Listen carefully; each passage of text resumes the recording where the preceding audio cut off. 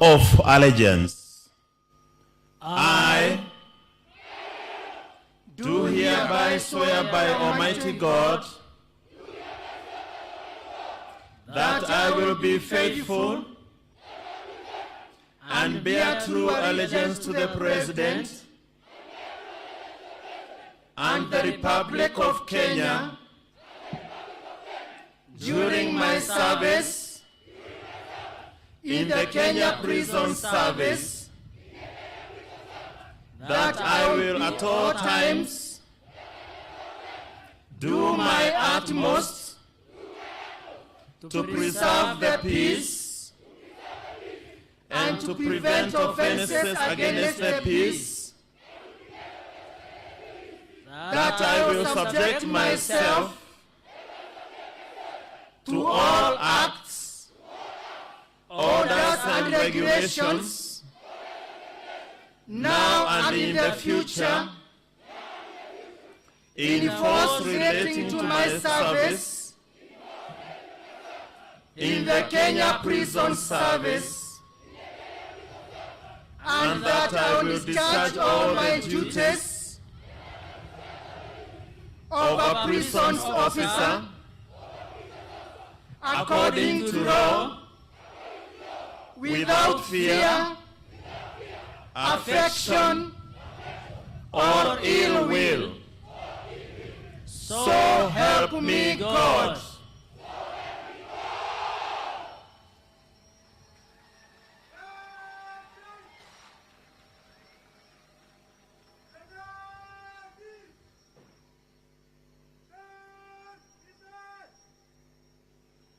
Asante, naomba tuketini tafadhali.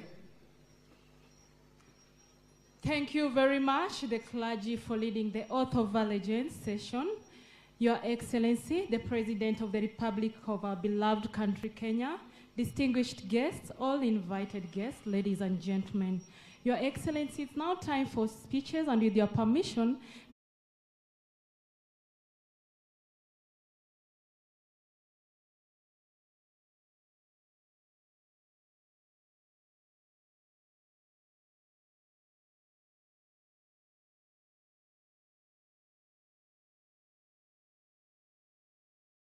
Masoro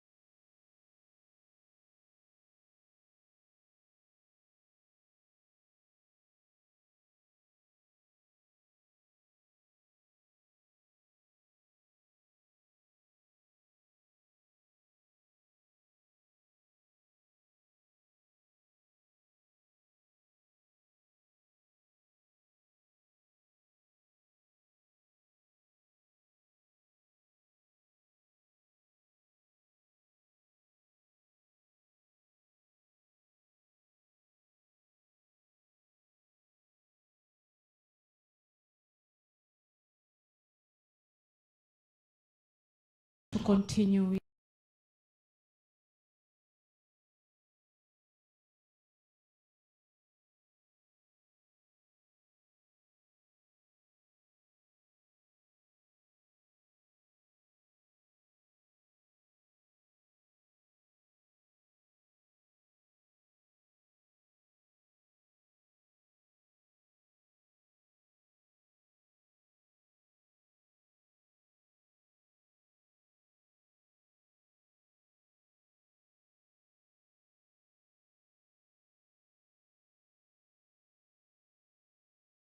Masoro to continue with.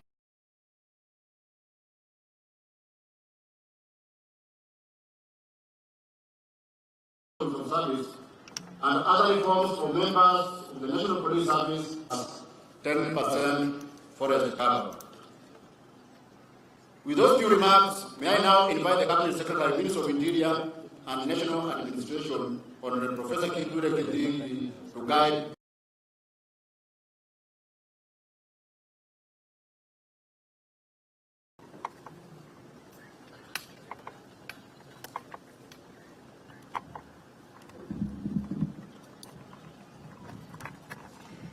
Your Excellency, Dr. William Ruto, President of the Republic of Kenya and Commander-in-Chief of the Kenya Defence Forces, Prime Cabinet Secretary, Your Excellency Musalia Mudavadi, all senior officers of government, both uniformed and non-uniformed, present today, Your Excellency, sir, on behalf of the Ministry of Interior and National Administration, I take this opportunity to thank you for finding time to come and be with us on this auspicious occasion of the Passout parade for 222 officer cadets of the Kenya Prison Service, out of which 84 are women, 138 are men. Your Excellency, sir, the future of our disciplined forces, including the National Police Service, the Kenya Police Service, the Kenya Administration Police Service, Kenya Police Service, National Intelligence Service, Kenya Prison Service, and even the Kenya Defence Forces. The future lies in a healthy mix of recruits who joined the disciplined forces regularly or through the regular program, and those also who join as officer cadets. I say so, Your Excellency, because you have made it clear that under your administration, you look forward to professionalizing all the disciplined forces and ensure that we modernize our disciplined forces to be able to deal with the unique and complex challenges that our country faces today and in the future. Therefore, the officer cadets who are university graduates bring in an input and a viewpoint that is important for that modernization and professionalization of the Kenya Prison Service. Your Excellency, I want to thank you for your leadership and commitment, through which on 21st December 2022, you appointed the Presidential Task Force on the reforms of the National Police Service, the Kenya Prison Service, and the National Youth Service. Your Excellency, sir, we have made our input to that task force which you appointed, hoping that the final product will help us implement the recommendations that will help us take our Kenya Prison Service and the National Police Service to the next level. Your Excellency, I want to thank you for two other programs that you're leading to support us, especially in the State Department of Correctional Services. One is the mechanization program of our farms, which you're supporting. And secondly, the program you are supporting for us to modernize the Kenya Prison Enterprise Services. We want to assure you with those two programs we'll be able to offer better services to the people of Kenya and to the inmates who constitute both those who have been convicted as offenders and those who are in remand awaiting trial. Your Excellency, I also want to assure you of our commitment to contribute to your objective of greening the country in your plan of planting 15 billion trees in the next 9.5 years.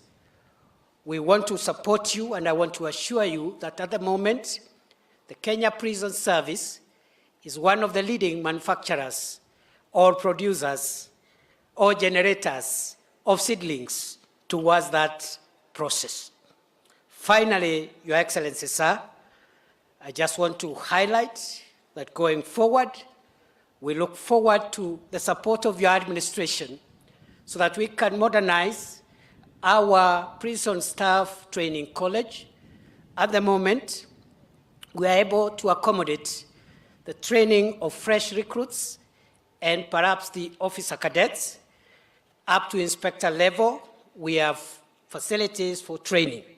But above the rank of inspector, we intend to introduce programs, leadership programs that will help us generate the rightful command and ensure there is proper succession management in the Kenyan Prison Service so that a constable who joins the service is able to look forward to becoming a Commissioner General because there is career progression and succession management.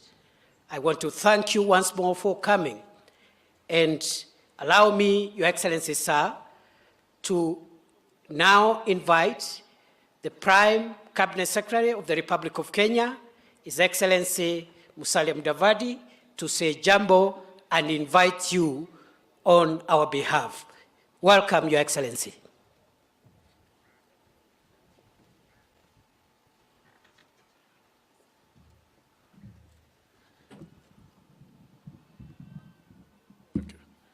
Your Excellency, the President of the Republic of Kenya and Commander-in-Chief of the Defense Forces, my colleague, Professor Kindiki, all leaders and service commanders that are here today, let me just take 2 minutes of your time before I invite His Excellency the President. First, let me also congratulate all the men and women who have today been honored after successfully completing their package of training. We say congratulations to you as cadets today. The second point I want to make is that, Your Excellency, it is always a sense or a moment of joy and pride to Kenyans and to our nation when we see disciplined men and women marching by and taking the oath, committing to serve this country and yourself as they have done today. Our disciplined forces, our men and women in uniform, have been a beacon of hope that this country is stable, shall remain stable, and is a country that shall observe the rule of law. This has also gone beyond our borders because a lot of these men and women are always called upon to serve beyond our borders, in peacekeeping efforts, in training of other nations' people, and that is a clear recognition that Kenya has made tremendous strides in ensuring that we cultivate the right kind of public service, a public service that is fit for purpose, that is able to ensure that there is stability, and that is what a robust economy requires. So, Your Excellency, this is a momentous day and a momentous effort by the young men and women who are here today, and also by the trainers of these good people. Your Excellency, it is now my singular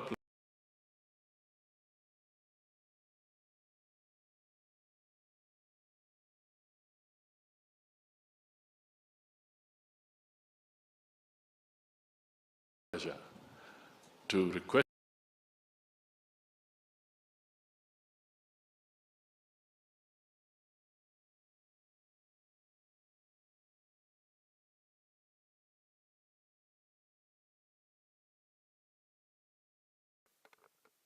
Please, let's take our seats.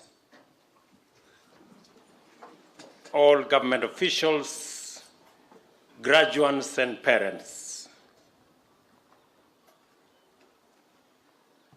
I am delighted to preside over this passing out parade and to join the Prison Service Training College community in witnessing the well-deserved graduation of 222 cadet officers who have successfully completed 13 months of rigorous professional training.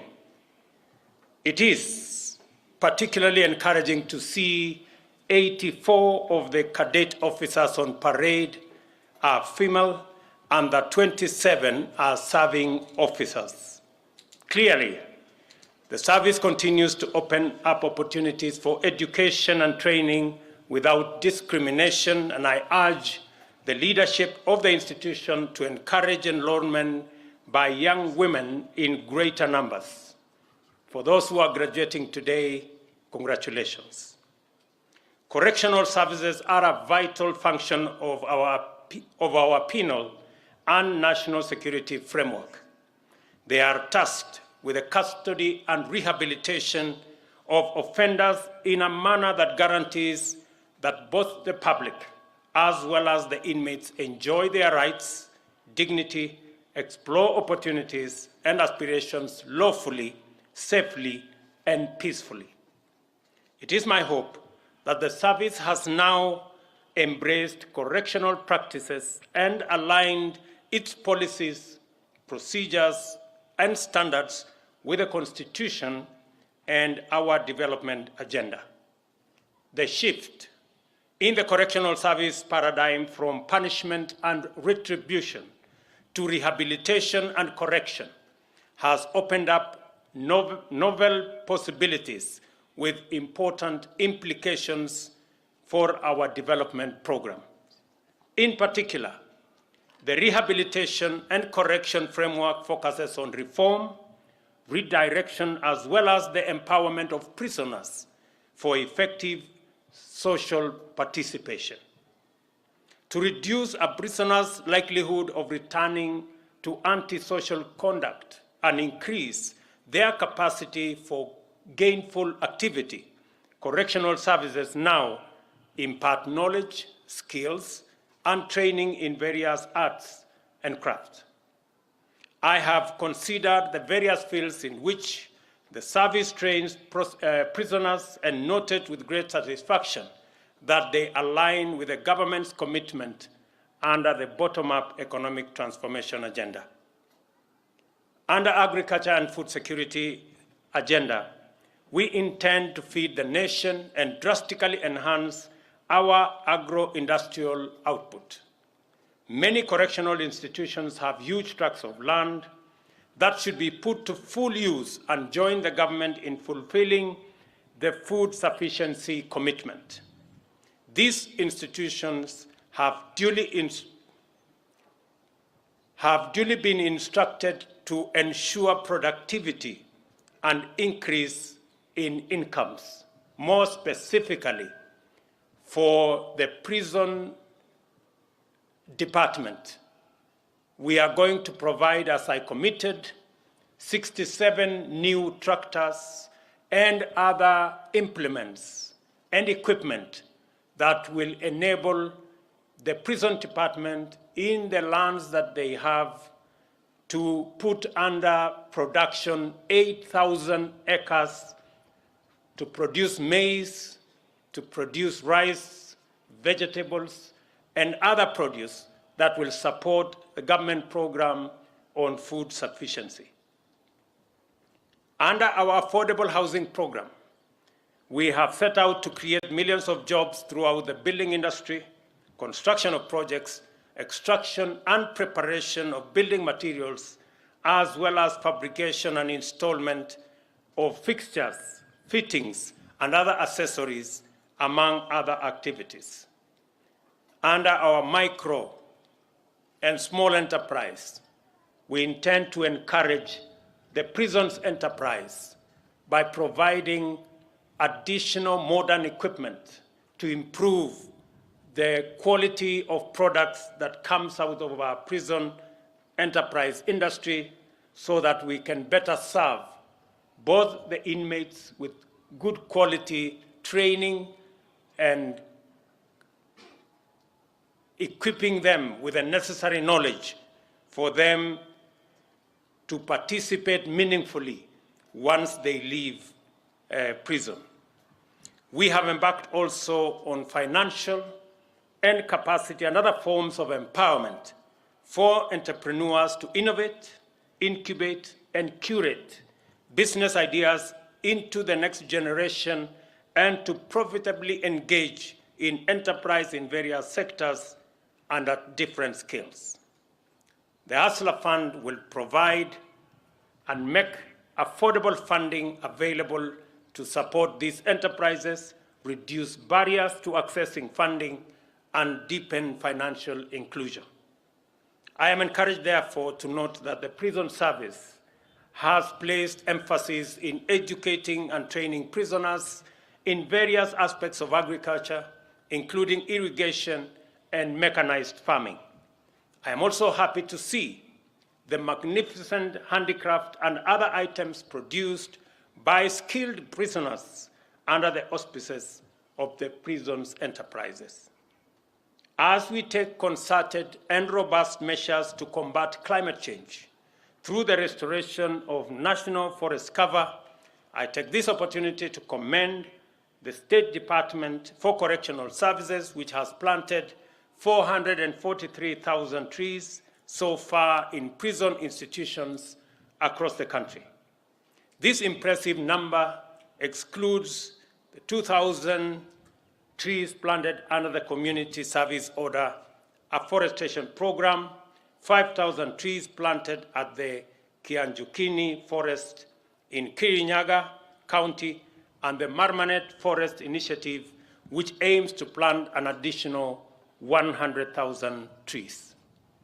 Just to let the prison service to know that it is the commitment of government, and I expect that the prison service will start with the land they have by putting at least 20% of the land they have under tree cover, including fruit trees. I also expect the prison service to participate robustly in the production of seedlings for our program on planting 15 billion trees in the next 10 years. I also applaud the State Department for producing varieties of seeds for different ecological areas. The Cabinet Secretary is responsible for Environment and Interior, must effectively coordinate to ensure efficient uptake of seedlings, including initial production, so that no one and no trees overgrow in nurseries. To solve the problem of overcrowding in our prisons, free up land in urban centers for critical public services, and provide more space for to accommodate prison population and training facilities. The Cabinet Secretaries responsible for Interior and Public Works have been instructed to urgently develop a prisons master plan, which will be used to identify and develop new and modern prison sites. This will provide ample opportunity to impart necessary skills, training, and education through correctional services in the spirit of rehabilitation and reform. At the same time, I note that more than 10,000 prisoners are serving sentences of 3 years and below. Further, 41% of the prison population is awaiting trial for bailable offenses. All these people need not be incarcerated.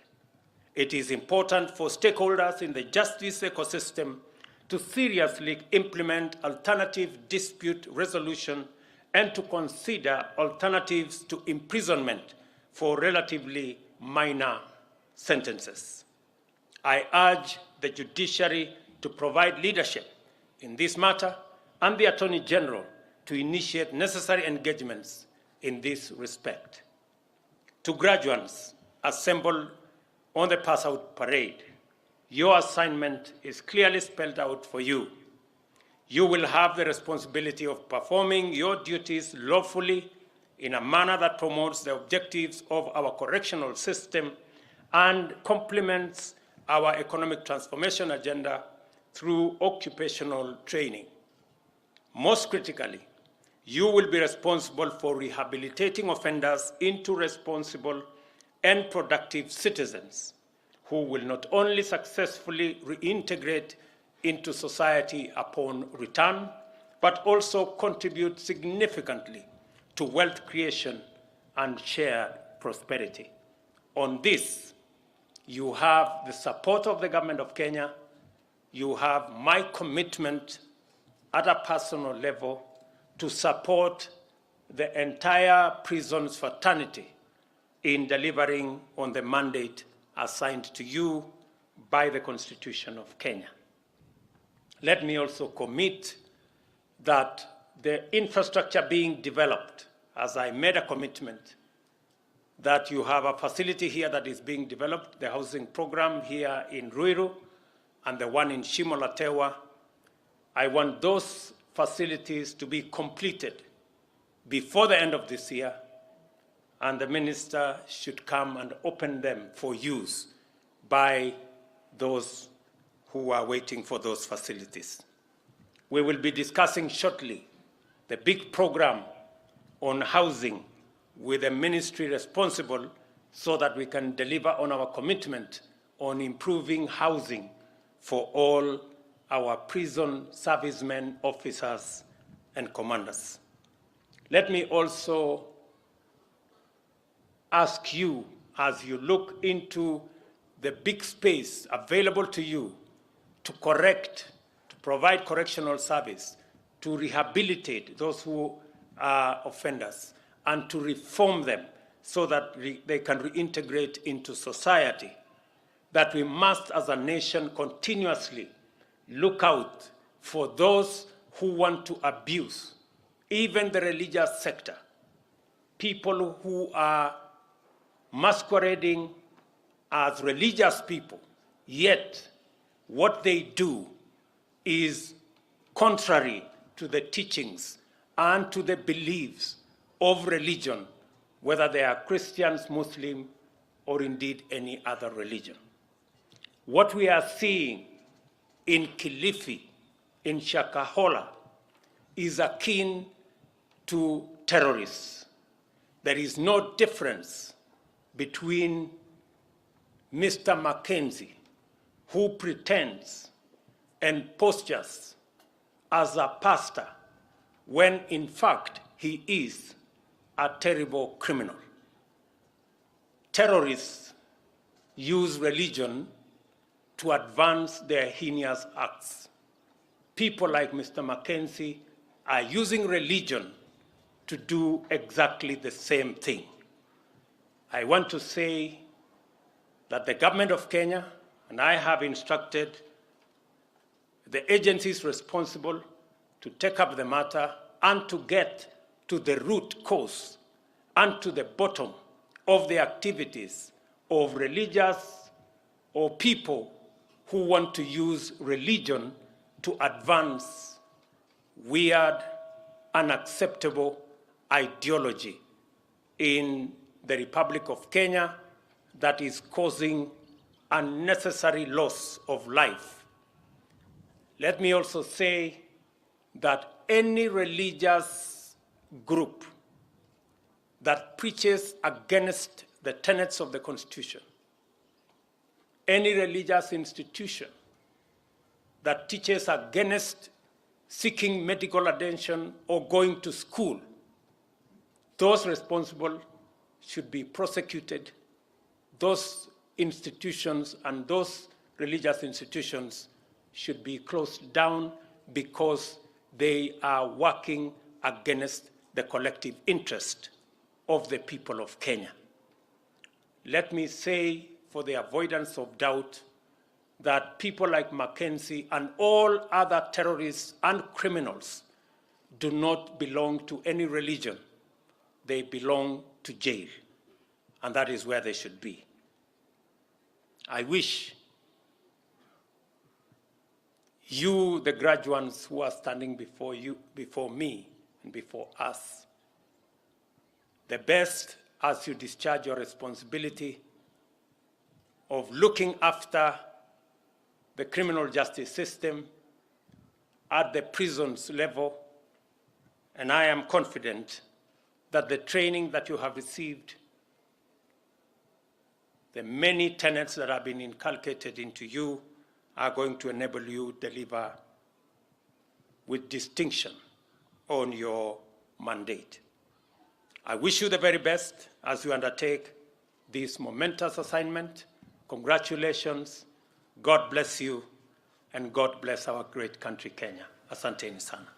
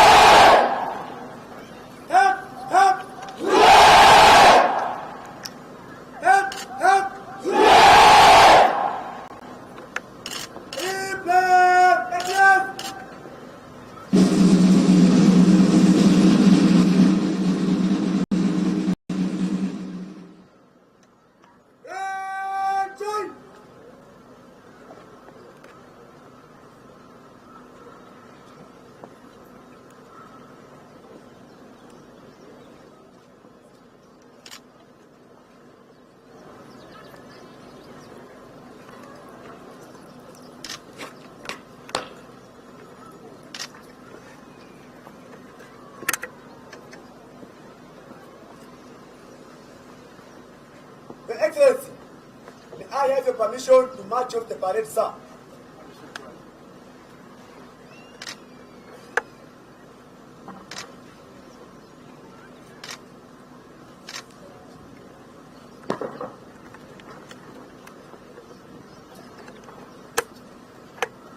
Asante, naomba tuketini tafadhali.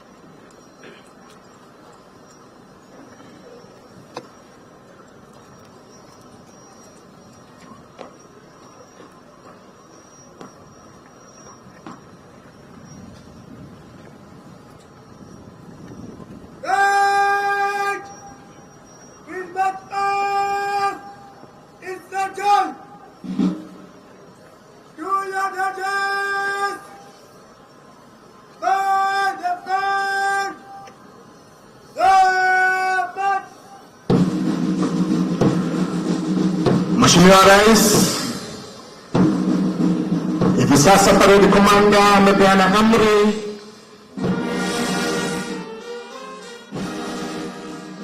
gwaride linatembea kuja kupiga kwaheri Mheshimiwa Rais.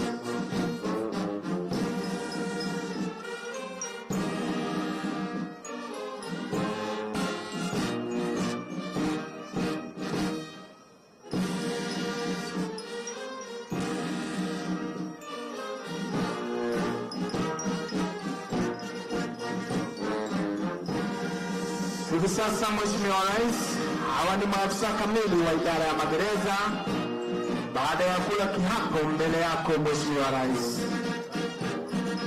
Mheshimiwa Rais, ni furaha yetu kukufahamisha kwamba hawa ambayo wanatoka hivi sasa, baadhi yao tunao madaktari, tunao wataalamu wa kilimo, walimu Mheshimiwa Rais wako ndani yao, graduate teachers, mawakili, wanasayansi wa akili, wataalamu wa masuala ya kijamii. Mheshimiwa Rais, miongoni mwao kunao wataalamu wa masuala ya jinsia, wataalamu wa madawa, pharmacists, wataalamu wa teknolojia Mheshimiwa Rais, information technology, waaguzi, wahandisi, wana mazingira. Kwa mengi zaidi namkaribisha mwenzangu Naomi. Karibu mwenzangu. Thank you so much, Your Excellency. Presenting to you new officer cadets that have taken the oath now before you here today, Your Excellency. They have sworn to serve this nation without fear or favor, Your Excellency. Congratulations, officers. Welcome to Kenya Prison Service. Let us beef up the security of our motherland, Kenya, through the mission, through the vision, and through the motto of Kenya Prison Service.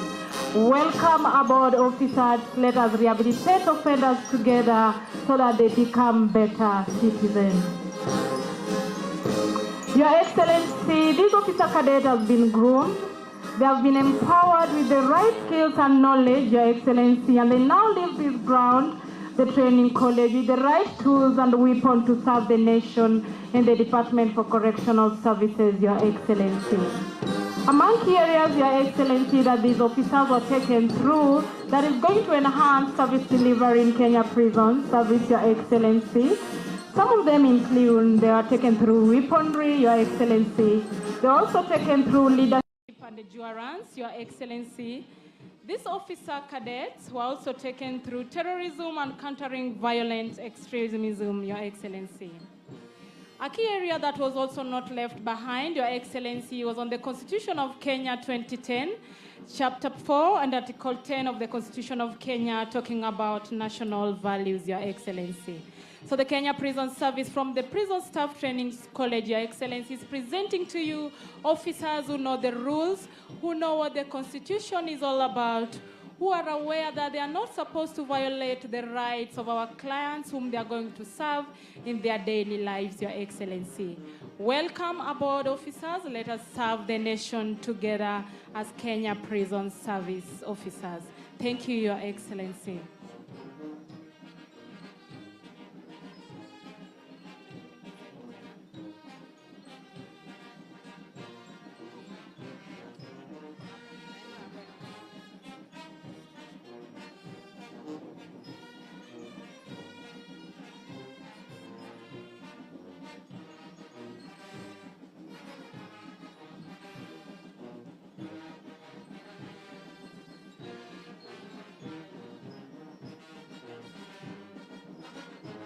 Your Excellency, we are also happy to announce to you that amongst these officer cadets, we have lawyers. We also have agriculturists who are going to enhance and take up the campaign on national restoration of tree, through which you are very passionate about, Your Excellency. They're also going to enhance the production of food within Kenya Prison Service. They're going to bring about technical ideas that are going to impact the lives of prisoners while they are reintegrated back to the society, Your Excellency. Thank you, Your Excellency. Asante, naomba tuketini tafadhali.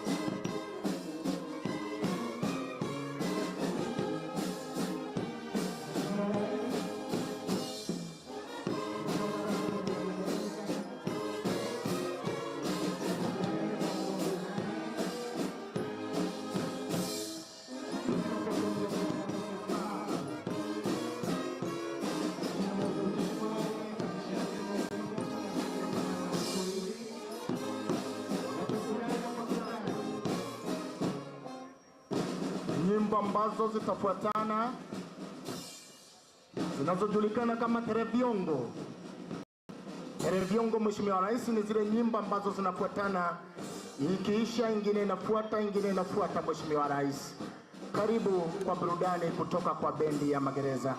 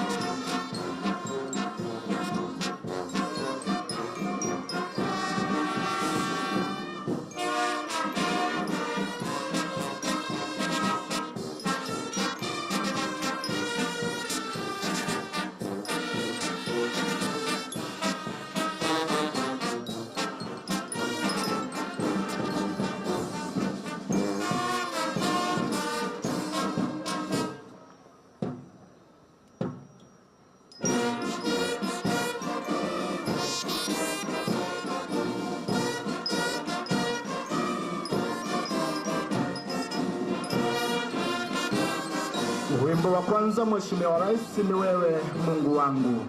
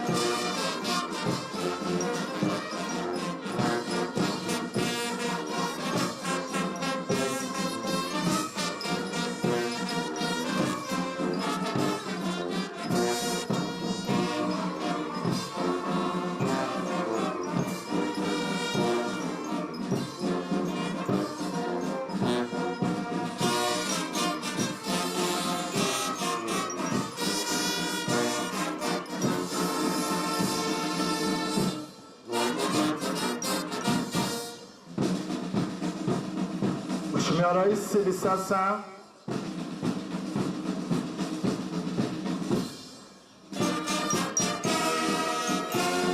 tunaomba kwa unyenyekevu